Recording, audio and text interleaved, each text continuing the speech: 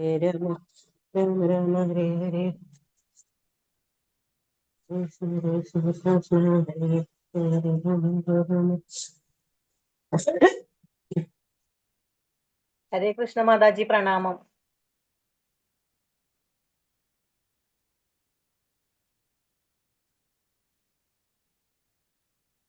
Krishna Krishna. Hare Krishna. ഞാൻ audio off ആക്കിയിരുന്നു. ഹരേ കൃഷ്ണ.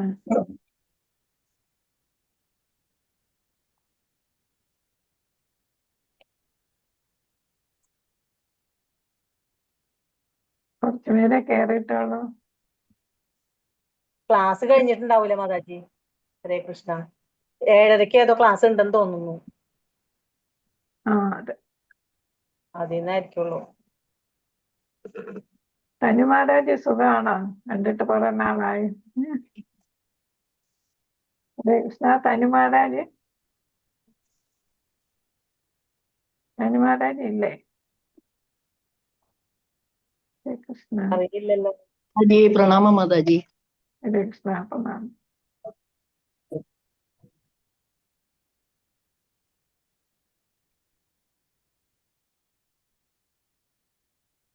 എല്ലാവരും കേൾക്കൊണ്ട് ഹരേ കൃഷ്ണ. നമുക്ക് തുടങ്ങാം. Hare Krishna Mataji Pranam. ഓം നമോ ഭഗവതേ വാസുദേവായ. ഓം നമോ ഭഗവതേ വാസുദേവായ. ഓം നമോ ഭഗവതേ വാസുദേവായ. ഹരേ കൃഷ്ണ.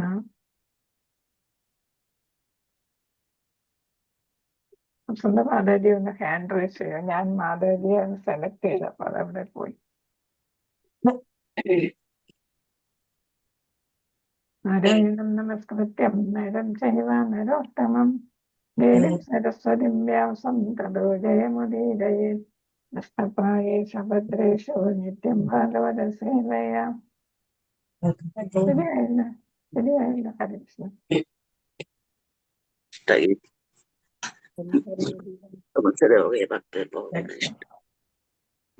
നാരായണം നമസ്കൃത്യം നരം ചൈവ നരോത്തമം ദേവീം സരസ്വതിം വ്യാസം തതോ ജയമുദീരയേ. നഷ്ടപ്രായേഷ ഭദ്രേഷു നിത്യം ഭാഗവത സേവയാ. ഭഗവതി ഉത്തമ ശ്ലോകേ ഭക്തിർഭവതി നേഷ്ടയേ. മൂകന്ധരോതി വാചാലം പങ്കും ലംഘയതേ ഗിരിം യത്കൃപാത്തമഹം വന്ദേ ശ്രീഗുരും ദീനതാരിണം ശ്രീചൈതന്യമീശ്വരം പരമാനന്ദമാധവം. നമോ വിഷ്ണുപാദായ കൃഷ്ണപ്രേഷ്ഠായ ഭൂതലെ ശ്രീമതേ ജയപതാക സ്വാമിന്യതി നാമിനെ നമാചാര്യപാദായ നിരായത്വപ്രദായിനെ ഗൗരഹദാമദായ നഗരഗ്രാമതാരിണെ നമോ വിഷ്ണുപാദായ കൃഷ്ണപ്രേഷ്ഠായ ഭൂതലെ ശ്രീമതേ ഭക്തിവേദാന്ത സ്വാമിന്യതി നാമിനെ നമസ്തേ സരസ്വതേ ദേവേ ഗൗരവാണി പ്രചാരിണെ നിർവിശേഷ ശൂന്യവാദി പാശ്ചാത്യദേശതാരിണെ. ജയ ശ്രീകൃഷ്ണ ചൈതന്യ പ്രഭു നിത്യാനന്ദ ശ്രീ അദ്വൈത ഗദാധര ശ്രീവാസാദി ഗൗര ഭക്തവൃന്ദ. ഹരേ കൃഷ്ണ കൃഷ്ണ കൃഷ്ണ ഹരേ ഹരേ ഹരേ രാമ രാമ രാമ ഹരേ ഹരേ. ഹരേ കൃഷ്ണ. എല്ലാവർക്കും പ്രണാമം.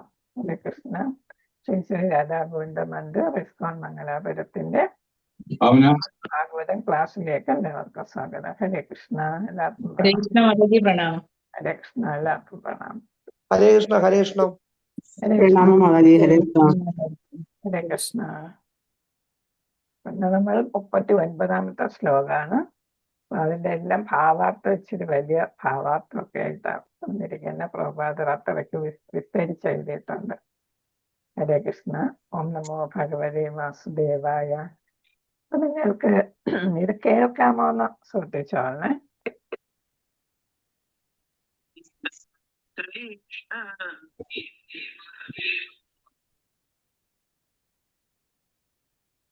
ഭഗവതി സാത്വത പുംഗവേ വിഭൂനി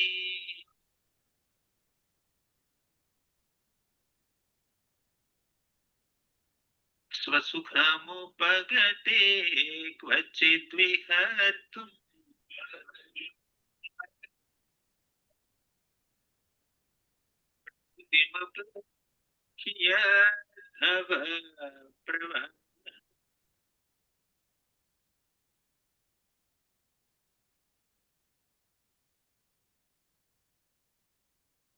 കേട്ടായിരുന്നോ? കേൾക്കായിരുന്നോ? കേൾക്കാറുണ്ട്. ഇതാണ് ഇത് ചൊല്ലാനുള്ള രാഗം ഇതാണ് കേട്ടോ. ഇത്തരത്തിലാണ് ഇത് ചൊല്ലേണ്ടത്. അപ്പൊ എനിക്കത്ര അറിഞ്ഞൂടാ.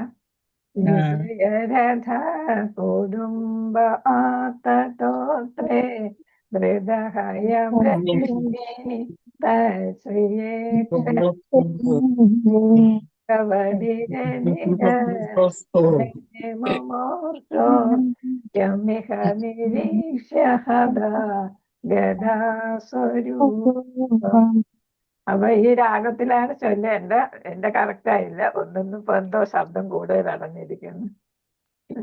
അപ്പൊ ഈ നിനക്ക് രാഗം മനസ്സിലായല്ലോ. അപ്പം ഭീഷ്മസ്തുതി മുഴുവൻ ഈ രാഗത്തിൽ ചൊല്ലി പഠിച്ചോളണം കേട്ടോ. ഹരേ കൃഷ്ണ. എല്ലാ ദിവസവും ചൊല്ലുന്ന നല്ലതാണ്. ജയരേ മൃദഹയരേ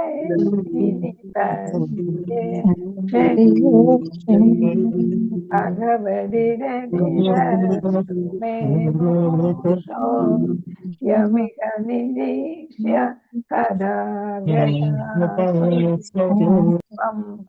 ചൊല്ലിയതൊന്നും ശരിയായില്ല. പക്ഷെ ഇതാണ് രാഗം.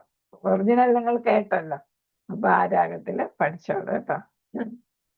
ഹരേ കൃഷ്ണ. അപ്പൊ ഇവിടെ വരുന്നു വിജയ. അർജുനന്റെ പേരാണ് വിജയ അല്ലെ. രഥത്തിലിരിക്കുകയാണ്. കുടുംബെ ഏത് ആപത്ഘട്ടത്തിലും സംരക്ഷിക്കേണ്ടതായ പൊരുൾ ആണ്.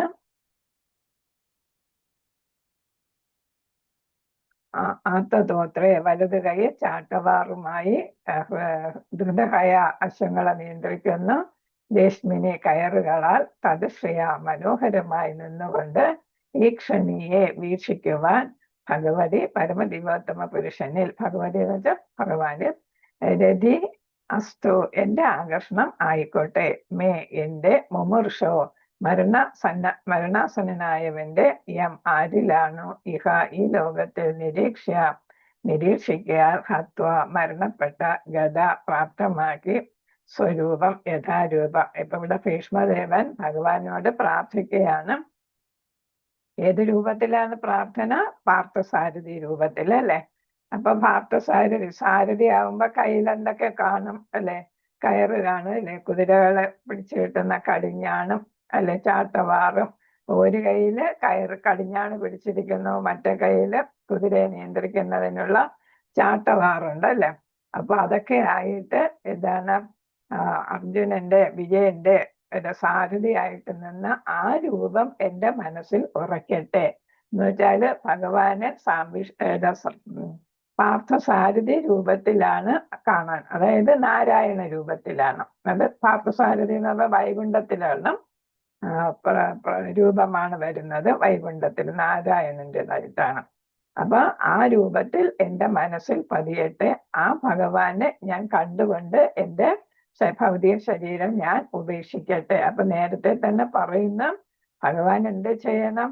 എന്റെ മരണസമയത്തും ഇവിടെ ഉണ്ടാകണം. ഞാൻ ധർമ്മങ്ങളെല്ലാം ഉപദേശിച്ചു കൊടുക്കാം. പക്ഷെ എന്റെ മരണസമയം കഴിഞ്ഞിട്ട്, എന്റെ മരണം കഴിഞ്ഞിട്ടേ ഭഗവാൻ ഇവിടെ നിന്ന് പോകാവൂ എന്നുള്ള ഒരു കണ്ടീഷൻ പറഞ്ഞിട്ടുണ്ടായിരുന്നു. അപ്പൊ ഭഗവാനെ കണ്ടുകൊണ്ട് ഭൗതിക ശരീരം ഉപേക്ഷിക്കണം. അതായിരുന്നു ഭീഷ്മദേവന്റെ. അതും ഏത് രൂപത്തിൽ? പാർത്ഥസാരഥി രൂപത്തില്.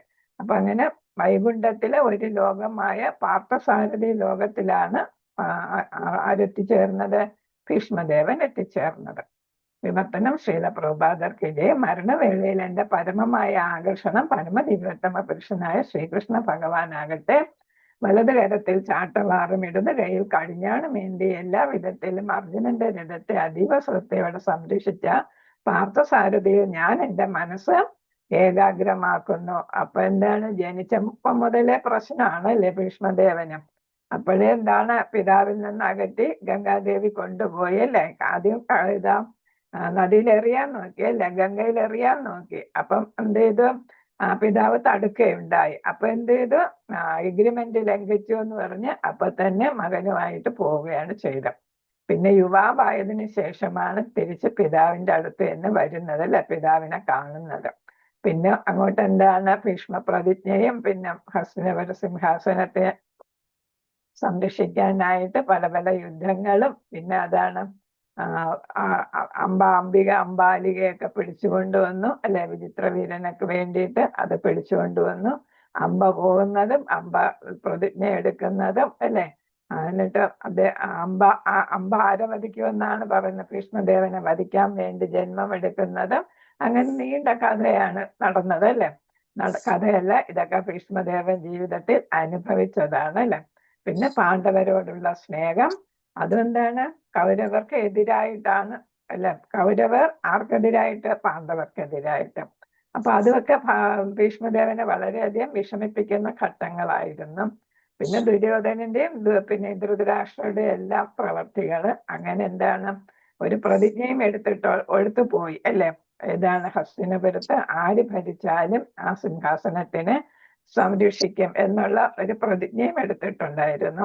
അപ്പൊ അത് കാരണം ദുഃഖങ്ങളെ ആർക്കുണ്ടായിട്ടുള്ളൂ?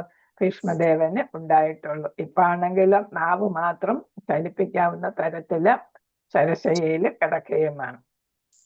പ്രേമയുത ഭാവത്താൽ ഭഗവാനുമായി അതീന്ദ്രിയമായി ബന്ധപ്പെട്ടിരിക്കാൻ ഒരു ശുദ്ധ ഭഗവത് ഭക്തൻ നിരന്തരം തനിക്കുള്ളിൽ ഭഗവത് സാന്നിധ്യം ദർശിക്കുന്നു. അപ്പൊ അതീന്ദ്രിയമായിട്ടാണ് ഭഗവാനുമായി ബന്ധപ്പെട്ടിരിക്കുന്നത് കൊണ്ട് തന്നെ, ശുദ്ധ ഭക്തനായതുകൊണ്ട് തന്നെ എന്ത് സാധിക്കുന്നു? ഭഗവാന്റെ സാന്നിധ്യം തന്റെ ഹൃദയത്തിൽ ദർശിക്കാനായിട്ട് സാധിക്കുന്നു. അത്തരം ഒരു ശുദ്ധ ഭക്തൻ ഒരു നിമിഷം പോലും ഭഗവാനെ വിസ്മരിക്കുക സാധ്യമല്ല. നമ്മളൊക്കെ ഈ അവസ്ഥയിൽ എന്നെത്തുമെന്ന് അറിയില്ല അല്ലെ. അത്തരം ഒരവസ്ഥയെ സമാധി എന്ന് വിശേഷിപ്പിക്കുന്നു. എന്നിട്ട് സമാധി എന്ന് പറയുമ്പം അത്യഗാധമായിട്ട് ഭഗവാനെ മനസ്സിൽ കുടിയിരുത്തി ഭഗവാനെ കുറിച്ച് മാത്രം ചിന്തിക്കുകയും ധ്യാനിക്കുകയും ചെയ്യുന്നതിനെയാണ് സമാധി എന്ന് പറയുന്നത്. ഡീപ്പ് മെഡിറ്റേഷൻ, ഇംഗ്ലീഷിൽ നമുക്ക് പറയാൻ എളുപ്പം. ഡീപ്പ് മെഡിറ്റേഷൻ, ഡീപ്പ് എന്ന് വെച്ചാൽ അറിയാല്ല, അത്രയ്ക്ക് അഗാധമായിട്ട് അല്ലേ. അപ്പം ഭഗവാനെ അങ്ങ് ഹൃദയത്തിൽ സ്ഥാപിച്ചിട്ട് ഭഗവാനിൽ തന്നെ ചിന്ത, ഭഗവാനെ തന്നെ ധ്യാനിക്കുന്നു. മറ്റെല്ലാ വിഷയങ്ങളിൽ നിന്നും അനന്യ വിഷയ എന്ന് നമ്മൾ പറയല്ലേ. ഇന്ദ്രിയങ്ങളെ പിൻവലിച്ച്, നേരത്തെ കുന്തിസ്തുതിയിൽ നമ്മൾ പഠിച്ചു, കുന്തിസ്തുതി നമ്മൾ പഠിച്ചല്ലോ. അപ്പൊ ഇല്ല, ഇനി പഠിക്കാൻ പോവുക. അപ്പൊ അനന്യ വിഷയ എന്നാണ് അവിടെ വരുന്നത്. അവിടെ ഒരു ശ്ലോകമുണ്ട്. അപ്പൊ എന്താണ്, ഇന്ദ്രിയങ്ങളെ വേറൊന്നിലും കേന്ദ്രീകരിക്കാതെ പരമാത്മാവിൽ ഏകാഗ്രമാക്കാൻ അഷ്ടാംഗയോഗി പരിശ്രമിക്കുന്നു. അഷ്ടാംഗയോഗത്തിന്റെ 8 ഘട്ടത്തില് ധ്യാനം, അത് കഴിഞ്ഞാണ് സമാധി വരുന്നത് അല്ലെ. അപ്പൊ അവിടെ ഏകാഗ്രമാക്കുന്നു, അതാണ് സമാധി എന്ന് പറയുന്നത്.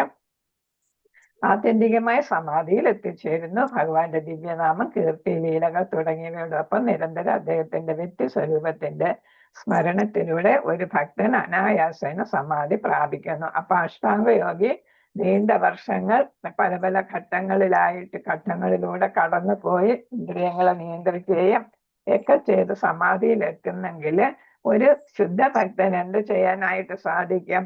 ഭഗവാന്റെ നാമം, കീർത്തി, ലീലകൾ തുടങ്ങിയവ എന്ത് ചെയ്യുന്നു? നിരന്തരം അതില് ശ്രദ്ധ കേന്ദ്രീകരിക്കുന്നു, അത് ചെയ്യുന്നു. എന്നിട്ട് എന്ത് ചെയ്യുന്നു? ഭഗവാന്റെ വ്യക്തി സ്വരൂപത്തിന്റെ സ്മരണം, സർവാകർഷനായ കൃഷ്ണന്റെ രൂപം അല്ലെ, മനസ്സില് ധ്യാനിക്കുന്നു, അല്ലെങ്കിൽ മനസ്സില് ഉറപ്പിക്കുന്നു. അങ്ങനെ ആ ഭക്തൻ ഒരു പ്രയാസം കൂടാതെ സമാധി പ്രാപിക്കുന്നു. അതായത് ഈ അഷ്ടാംഗ യോഗയിലൂടെ നമ്മൾ കടന്നു പോകാതെ നമ്മൾ ഇത്രയും കാര്യങ്ങൾ നമ്മൾ ശ്രദ്ധയോടെ ചെയ്യുകയാണെങ്കിൽ നമുക്ക് സമാധി അവസ്ഥയിലെത്തി ഭഗവാനെ പ്രാപിക്കാം. ആകയാൽ അഷ്ടാംഗയോഗിയുടെ ഏകാഗ്രതയും ഭക്തന്റെ ഏകാഗ്രതയും ഒരേ തലത്തിലുള്ളതല്ല. നമ്മൾ ഭക്തൻ ചെയ്യുന്നത് ഈ കാര്യങ്ങളാണ്, ദിവ്യനാമം, കീർത്തി, ലീലകൾ. അതേസമയം അഷ്ടാംഗയോഗി പല പല ഘട്ടങ്ങളിലൂടെ ആണ് ഇന്ദ്രിയങ്ങളെ തന്നെ നിയന്ത്രിക്കുന്നത്. അത് കഴിഞ്ഞാണ് ബാക്കി ഘട്ടങ്ങളൊക്കെ വരുന്നത്. അപ്പൊ രണ്ടും രണ്ട്. നമ്മളെന്താണ്, ഏതാണ്, ഇങ്ങനെ ഒഴുകി വരുന്ന പ്രേമമാണ് അല്ലെ. അതേസമയം യോഗിയുടെ ഏകാഗ്രത യാന്ത്രികമാണ്. അപ്പൊ ഒരുപാട് താല്പര്യങ്ങൾ ഇങ്ങനെ വരും, ആഗ്രഹങ്ങളൊക്കെ വരും, അതിനെയൊക്കെ ഇങ്ങനെ അടിച്ചമർത്തുകയാണ്. പാടില്ല പാടില്ല പാടില്ല, എല്ലാം നോയാണ് വരുന്നത്. നമ്മളെല്ലാം യെസ്സിലൂടെയാണ് പോകുന്നത്. മനസ്സിലായ? നമുക്ക് എന്തെങ്കിലും ആഗ്രഹം, ഇപ്പൊ ഒരു ആഹാരം കഴിക്കണം, നമ്മൾ ആഹാരം ഉണ്ടാക്കുന്നു, ഏതാണ് ഭഗവാന് കൊടുക്കാനായിട്ട് പറ്റുന്ന തരത്തിലുള്ള ആഹാരമാണ് അല്ലെ. ആ രീതിയിലാണ് നമ്മൾ ഉണ്ടാക്കുന്നത്. അത് ഭഗവാൻ അർപ്പിക്കുന്നു, പ്രസാദമായിട്ട് നമ്മൾ കഴിക്കുന്നു. അപ്പൊ നമ്മുടെ ആഗ്രഹങ്ങളൊന്നും നമ്മൾ അങ്ങനെ അടിച്ചമർത്തേണ്ടി വരുന്നില്ല. അതാണ് എല്ലാം പോസിറ്റീവ് ആയിട്ടാണ് വരുന്നത്. മറ്റേതാണെങ്കിലും എല്ലാം നെഗറ്റീവ് ആയിട്ടാണ് വരുന്നത് അല്ലെ. പാടില്ല പാടില്ല എന്ന. അപ്പൊ അതാണ് രണ്ട് വ്യത്യാസം, നമ്മളും അഷ്ടാംഗ യോഗിയും തമ്മിലുള്ള വ്യത്യാസം. ഏകാഗ്രത യാന്ത്രികം, അതേസമയം ശുദ്ധഭക്തന്റെ ശുദ്ധ പ്രേമത്താലും നൈസർഗികമായ സ്നേഹബന്ധത്താലും സ്വാഭാവികമാണ്, നാച്ചുറൽ ആണ് അല്ലെ. രാഗാനുഗ ഭക്തി നമ്മൾ പഠിച്ചിട്ടുണ്ട് അല്ലെ. അതേപോലെ ഭക്തിരസാമരസന്ധയിൽ പഠിച്ചില്ലേ, വൈദി സാധന ഭക്തി കഴിഞ്ഞിട്ട് രാഗാനുഗ ഭക്തി, അതങ്ങ് താഴെ ഒഴുകി വരുന്നതാണ് പ്രേമം. അതാണ് നൈസർഗികം എന്ന് പറയുന്നത്. ഭീഷ്മദേവൻ ഒരു ശുദ്ധ ഭക്തനായിരുന്നു. അപ്രകാരം സൈന്യാധിപൻ എന്ന നിലയിൽ അദ്ദേഹം സദാ എന്ത് ചെയ്തിരുന്നു? യുദ്ധഭൂമിയിലെ ഭഗവാന്റെ പാർത്ഥസാരഥി രൂപം നിരന്തരം സ്മരിച്ചിരുന്നു. അപ്പൊ അവിടെ സമാധി, ധ്യാനം എന്തായിരുന്നു? അത് കഴിഞ്ഞാണ് സമാധി. അപ്പൊ എന്താണ്? ധ്യാനം എപ്പോഴും പാർത്ഥസാരഥി രൂപത്തിലായിരുന്നു അല്ലെ, ഭഗവാനെ ധ്യാനിക്കുകയായിരുന്നു ചെയ്യും. ആകയാൽ പാർത്ഥസാരഥിയായുള്ള ഭഗവാന്റെ ലീലകളും അനശ്വരമാകുന്നു. ഭഗവാന്റെ ലീലകൾ കംസന്റെ. അപ്പൊ എന്താണ്? ഒരു പാർത്ഥസാരഥി എന്ന തരത്തിൽ ഭഗവാൻ ഒരുപാട് ലീലകൾ അവിടെ ചെയ്തിട്ടുണ്ട് അല്ലെ. അശ്വത്ഥാമാവ് മരിച്ചു, ആന മരിച്ചതിന് അശ്വത്ഥാമാവ് മരിച്ചു എന്ന് പറയുക, അങ്ങനെ ഒരുപാട്. പിന്നെ ഏതാണ് ദുശലയുടെ ഭർത്താവാരാണ്? ജയദ്രഥൻ അല്ലെ. ജയദ്രഥനെ ഒളിപ്പിച്ചു വെച്ചപ്പോ ഭഗവാൻ എന്ത് ചെയ്തു? സൂര്യനെ മറച്ചു അല്ലെ.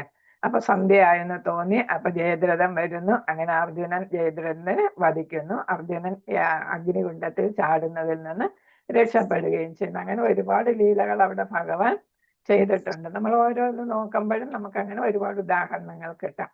ഭഗവാന്റെ ലീലകൾ കംസന്റെ തടവറയിൽ അദ്ദേഹത്തിന്റെ ജനനം മുതൽ അന്ത്യലീലയായ മൗസല ലീല വരെയുള്ളവ ഘടികാരത്തിന്റെ സൂര്യ ഒരു ബിന്ദുവിൽ നിന്ന് മറ്റൊന്നിലേക്ക് എന്ന പോലെ ഒന്നിനു പുറകെ മറ്റൊന്നായും എല്ലാ പ്രപഞ്ചങ്ങളിലും മാറിക്കൊണ്ടിരിക്കുന്നു. ഇതിപ്പോ നമ്മുടെ ഇവിടെയുള്ള ദ്വാപര യുഗത്തിൽ മാത്രമല്ല ഇത് നടക്കുന്നത്. എല്ലാ ബ്രഹ്മാണ്ടങ്ങളിലും ഇതേപോലെ പല യുഗങ്ങൾ വരുന്നു. ഭഗവാൻ അവിടെ അവതാരങ്ങൾ കൊള്ളുന്നു അല്ലെ. അവിടെയും ശ്രീകൃഷ്ണനായിട്ടും അവതാരം എടുക്കുന്നു. അവിടെയും എല്ലാം ഈ ലീലകൾ ആടുന്നു എന്നാണ്. അല്ല നമ്മുടെ ബ്രഹ്മാണ്ടത്തിൽ മാത്രമല്ല. അതേതുപോലെയാണ് ഇങ്ങനെ സൈക്കിളായിട്ട്. അതാണ് ഘടികാരത്തിലെ സൂര്യ ഒരു ബിന്ദുവിൽ നിന്ന് മറ്റൊരു ബിന്ദുവിൽ എന്ന് പറയുന്നത്. എന്താണ്? നമ്മുടെ 4 യുഗങ്ങളും ഇങ്ങനെ മാറി മാറി വരുന്നതിനെയാണ് അവിടെ പറയുന്നത്. മാത്രമല്ല അപ്രകാരമുള്ള എല്ലാ ലീലകളിലും പാണ്ഡവരെയും ഭീഷ്മരെയും പോലുള്ള അദ്ദേഹത്തിന്റെ സഹചരന്മാർ സ്ഥിരമായ ശാശ്വത പങ്കാളികളാകുന്നു. വരവ് ഒറ്റയ്ക്കല്ല വരുന്നത്, എല്ലാവരെയും കൂടെ കൊണ്ടുവരുന്നു അല്ലെ. പാർഷദന്മാരെ എല്ലാവരെയും കൊണ്ടുവരുന്നു. ആകയാൽ അർജുനന് പോലും ദർശിക്കാൻ സാധ്യമാകാത്ത ഭഗവാന്റെ സുന്ദര ഭാവമായ പാർത്ഥസാരഥി രൂപം ഭീഷ്മദേവൻ ഒരിക്കലും വിസ്മരിച്ചില്ല. കാരണം പറയുന്നുണ്ട് ഇവിടെ, അർജുനൻ പുറയിലായിരുന്നു അല്ലെ, അതേസമയം ഭീഷ്മദേവൻ ഭഗവാന് മുന്നിലും. അർജുനൻ നയന മനോഹരമായ പാർത്ഥസാരഥി രൂപത്തിന് പുറകെയും അതേസമയം ഭീഷ്മദേവൻ ഭഗവാന്റെ മുമ്പിലും ആയിരുന്നു. ഭഗവാന്റെ സൈനിഭാവത്തെ സംബന്ധിച്ചിടത്തോളം അർജുനനേക്കാൾ കൂടുതൽ ആസ്വാദനത്തോടെ ഭീഷ്മദേവൻ ഇത് വീക്ഷിച്ചു. അപ്പൊ നമ്മള് മഹാഭാരത യുദ്ധം കാണുകയാണെങ്കിൽ നമുക്കത് നല്ല രസമായിട്ട് തോന്നും. ഭീഷ്മദേവൻ ഇങ്ങനെ ഓരോ കാര്യങ്ങളും നോക്കി ആസ്വദിക്കുന്നത് നമുക്ക് ഓർക്കാനായിട്ട് സാധിക്കുന്നുണ്ട് അല്ലെ. നമ്മളെ സീരിയൽ കണ്ടിട്ടുള്ളവർക്ക് കുറെയൊക്കെ നല്ല ശരിയായിട്ടുള്ളതാണ്. ഇതിനെയൊക്കെ അടിസ്ഥാനമാക്കി ചിലയിടത്തൊക്കെ കൂട്ടിച്ചേർക്കലൊക്കെ കാണും. എന്നാൽ ആ ആസ്വാദനം നമ്മുടെ മനസ്സിൽ നിൽക്കുന്നു. ഭീഷ്മദേവൻ ആസ്വദിക്കുന്നതെല്ലാം. കുരുക്ഷേത്ര യുദ്ധഭൂമിയിലെ എല്ലാ സൈനികരും മറ്റു വ്യക്തികളും മരണാനന്തരം അവരുടേതായ യഥാർത്ഥ ആത്മീയ സ്വരൂപം പ്രാപ്തമാക്കി. അപ്പൊ നമ്മൾ എന്താണ് ആധ്യാത്മിക ലോകത്ത് നമുക്കൊരു രൂപമുണ്ട്. ആ രൂപം നമ്മൾ എന്ത് ചെയ്തു? ഇവിടെ വന്നപ്പോ ആ രൂപം നമുക്ക് നഷ്ടമായി. നമ്മൾ ബദ്ധാത്മാക്കളായപ്പോ തിരിച്ച് നമ്മൾ എന്താണ് ശുദ്ധഭക്തരായി കഴിയുമ്പോൾ നമുക്ക് എന്ത് ചെയ്യുന്നു? ആധ്യാത്മിക രൂപം നമുക്ക് കിട്ടുന്നു. നമ്മൾ ആ ലെവലിൽ എത്തുമ്പോൾ നമുക്ക് വീണ്ടും ആധ്യാത്മിക രൂപം കിട്ടുന്നു. അതാണ് നമ്മുടെ തനതായിട്ടുള്ള രൂപം. അതാണ് ഇവിടെ പറഞ്ഞു യഥാർത്ഥ ആത്മീയ രൂപം നമുക്ക് കിട്ടുന്നു എന്നാണ്. ഭഗവാന്റെ അഹൈതുകമായ കാരുണ്യത്താൽ ആ സന്ദർഭത്തിൽ അവർക്കൊക്കെ അദ്ദേഹം മുഖാമുഖം ദർശിക്കാൻ സാധ്യമായി. അദ്ദേഹത്തെ അല്ലെ, യുദ്ധത്തിലെ കൗരവ പക്ഷത്തുള്ളവരാണ് ഭഗവാനെ കൂടുതൽ നേരിട്ട് കണ്ടത് പാണ്ഡവപക്ഷത്തെക്കാളും. ജലജീവികൾ മുതൽ ബ്രഹ്മാവിന്റെ രൂപം വരെയുള്ള പരിണാമ ചക്രത്തിൽ ചുറ്റിത്തിരിയുന്ന ബദ്ധാത്മാക്കളെല്ലാം തന്നെ മായയുടെ രൂപത്തിലാണ്. അപ്പൊ 84 ലക്ഷം യോനികളിൽ നമ്മൾ പോകുമ്പോൾ അതൊക്കെ എന്താണ്? മായയാലാണ്. നമ്മുടെ കർമ്മഫലം അനുസരിച്ച് നമ്മൾ എന്താണ് ഇങ്ങനെ യോനികളിലൂടെ കടന്നു പോകേണ്ടി വരുന്നതാണ്. അപ്പൊ നമ്മൾ ഈ അജ്ഞത കൊണ്ടാണ് നമ്മൾ ഈ മായയുടെ കീഴിൽ പെടുന്നത് എന്നാണ്. അല്ലെങ്കിൽ യോഗമായ വരും. ഇവിടെ മഹാമായയാണ് നമ്മള് പറ്റിക്കുന്നത്. അതായത് സ്വകർമ്മങ്ങൾക്ക് അനുസൃതമായ ഭൗതിക പ്രകൃതിയോ സമ്മാനിക്കപ്പെടുന്ന രൂപത്തിലാണ്. അതാണ് ഈ പറഞ്ഞത്. ബദ്ധാത്മാക്കളുടെ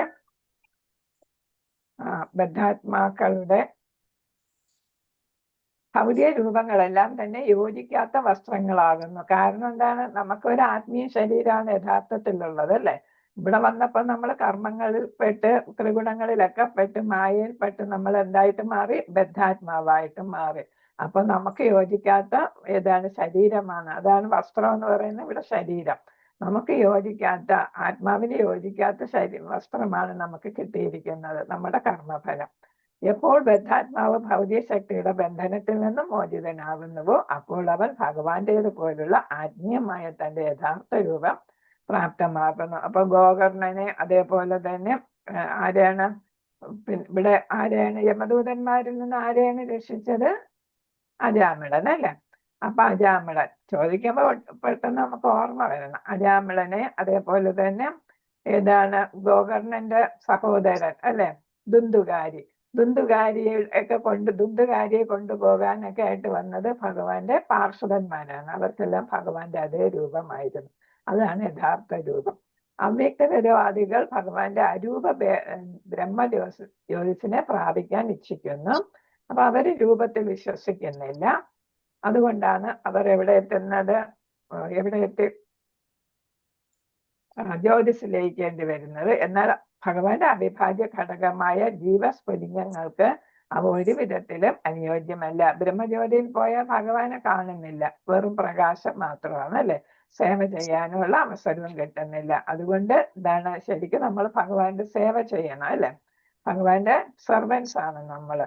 അപ്പൊ അതിന് വേണമെങ്കിൽ എന്ത് വേണം? ബ്രഹ്മജ്യോതിയിൽ എത്തിയാൽ പോരാ. ആകയാൽ അവ്യക്തവാദികൾ വീണ്ടും അധപ്പതിക്കുകയും ആത്മാവിനെ സംബന്ധിച്ചെല്ലാം മിഥ്യയായ ഭൗതിക രൂപങ്ങൾ ആർജിക്കുകയും ചെയ്യുന്നു. ഇപ്പൊ വീണ്ടും വീണ്ടും ജനിച്ച് മരിക്കേണ്ടി വരുന്നു. എപ്പോഴാണോ ഭക്തിയിൽ വരാത്തത് അതുവരെ അവർക്ക് ജനന മരണങ്ങൾ തുടർന്നുകൊണ്ടേ ഇരിക്കുന്നു എന്നാണ് ഇവിടെ പറയുന്നത്. ഹരികൃഷ്ണ. വൈകുണ്ഠത്തിലോ ഗോലോകത്തിലോ ഭഗവാൻ സദൃശ്യമായ ഇരുഭുജങ്ങളോടോ അല്ലെങ്കിൽ ചതുർഭുജങ്ങളോടോ, വൈകുണ്ഠത്തിലാണെങ്കിൽ ചതുർഭുജം, അല്ല മറ്റേ ഗോലോകത്താണെങ്കിൽ ഇരുഭുജങ്ങൾ, ആത്മീയ രൂപങ്ങൾ ഭക്തർക്ക് ആത്മാവിന്റെ യഥാർത്ഥ സ്വഭാവത്തിന് അനുസൃതമായിട്ട് പ്രാപ്തമാകുന്നു. നമ്മൾ ഏത് ഭാവത്തിലാണോ ഭഗവാന് ഭക്തി ചെയ്യുന്നത് ആ ഭാവത്തിൽ നമ്മൾ വൈകുണ്ഠത്തിലോ ഗോലോകത്തിലോ എത്തും. നമ്മൾ 5 ഭാവങ്ങളെ കുറിച്ച് പറയുന്നില്ല. സാഖ്യഭാവം, ദാസ്യഭാവം, അങ്ങനെ ശാന്തഭാവം, അതൊക്കെ അതാണ് ഇവിടെ പറയുന്നത്. 100% ആത്മീയമായ ഈ രൂപം ജീവാത്മാക്കളുടെ സ്വരൂപമാകുന്നു. അപ്പൊ ശുദ്ധ ഭക്തനെ ഏത് കിട്ടുന്നു? ഏതാ ആത്മീയ സ്വരൂപം കിട്ടുന്നു. അതാണ് ജീവാത്മാക്കളുടെ ശരിയായിട്ടുള്ള രൂപം. അപ്രകാരം കുരുക്ഷേത്ര യുദ്ധത്തിൽ പങ്കെടുത്ത ഇരുപക്ഷത്തെയും എല്ലാ ജീവാത്മാക്കളും ഭീഷ്മദേവൻ സ്വീകരിച്ചത് പോലെ എന്ത് ചെയ്യുന്നു? അവരുടെ സ്വരൂപത്തെ അറിഞ്ഞു. അപ്പൊ ഭീഷ്മദേവന് മാത്രമല്ല അവിടെ പങ്കെടുത്ത, ഭഗവാനെ ദർശിച്ച് മരണം വരിച്ച എല്ലാവർക്കും കിട്ടി. അതിനാൽ ശ്രീകൃഷ്ണ ഭഗവാൻ പാണ്ഡവരോട് മാത്രം ദയുള്ളവനായിരുന്നില്ല, പാർഷ്യൽ ആയിട്ട് അല്ലായിരുന്നു. ആരോടും പക്ഷപാതം ഉണ്ടായിരുന്നില്ല. അദ്ദേഹം മറുപക്ഷത്തോടുള്ളവരോടും കൃപയുള്ളവനായിരുന്നു. കാരണം എന്താ? അദ്ദേഹം പിതാവിന്റെ സ്ഥാനത്താണ് അല്ലെ? മക്കള് വഴിതെറ്റിപ്പോയാലും പേരൻസ് എന്താണ്? അവരുടെ സ്വന്തം മക്കളായിട്ട് തന്നെ കണക്കാക്കും അല്ലെ? തള്ളിക്കളയാൻ പറ്റൂലല്ലോ മക്കളെ. അതേപോലെയാണ് ഭഗവാൻ പിതാവിന്റെ സ്ഥാനത്താണ്. അപ്പൊ ഏതാണ്? അധർമ്മികളായാലും കളയുന്നില്ല. തന്നിമിത്തം അവർക്കെല്ലാവർക്കും ഒരേ ഫലം പ്രാപ്തമായി, എല്ലാവർക്കും മോചനം കിട്ടി. ഏത് സാഹചര്യത്തിലും ഭീഷ്മദേവന്റെ പദവി ഭഗവാന്റെ സഹചാരി എന്ന ഭദ്രമല്ലെങ്കിലും ഭീഷ്മദേവനും അതേ ഫലം ആഗ്രഹിച്ചു എന്ന് മാത്രമല്ല അദ്ദേഹത്തിന്റെ പ്രാർത്ഥനയും അതായിരുന്നു. എന്താണ്? എവിടെ എത്തണം? മോചനം കിട്ടണം, വൈകുണ്ഠത്തിൽ എത്തണം. അതായിരുന്നു ഭീഷ്മദേവന്റെ ആഗ്രഹം. എവിടെ? ഏതാണ്? പാർത്ഥസാരഥി ലോകത്ത് എത്തണം. പരമദിവ്യോത്തമ പുരുഷനെ അംഗരസ്ഥമായോ ബഹിരംഗസ്ഥനായോ ദർശിച്ച് മൃത്യു വരിക്കുന്നവരാ ജീവിതത്തിന്റെ പരമപരിപൂർണതയായ സ്വരൂപത്തെ പ്രാപിക്കുമെന്ന് നിർണയം. ഇവിടെ എന്താ ഈ 2 വാക്ക്? അന്തരംഗസ്ഥമായി എന്ന് പറയുമ്പം ഭീഷ്മദേവൻ ഭഗവാനെ ഹൃദയത്തിൽ കൂടിയിരുത്തി അല്ലേ? അതേസമയം മറ്റു സൈനികർ എന്താണ്? ബഹിരംഗമായി ഭഗവാനെ കണ്ടു അല്ലെ? ഭൗതിക ലോകത്താണ് ഭഗവാനെ കണ്ടത് അല്ലേ? ഭീഷ്മദേവൻ ഉള്ളിൽ തന്നെ ഭഗവാനെ കണ്ടു. അതാണ് രണ്ട് കാര്യം പറഞ്ഞിരിക്കുന്നത്. അപ്പം ഭീഷ്മദേവൻ അന്തരംഗസ്ഥമായി ഭഗവാനെ കണ്ടു. മറ്റ് സൈനികർ ബഹിരംഗമായാണ് ഭഗവാനെ കണ്ടത് എന്നുള്ളതാണ്. എന്താണെങ്കിൽ അവർക്ക് എന്ത് കിട്ടി? ആത്മീയ ശരീരം എല്ലാവർക്കും കിട്ടി. ഹരേ കൃഷ്ണ. വാചകൽപതരൂപസ്യ കൃപാ സിന്ധുഭ്യേവ പതിതാന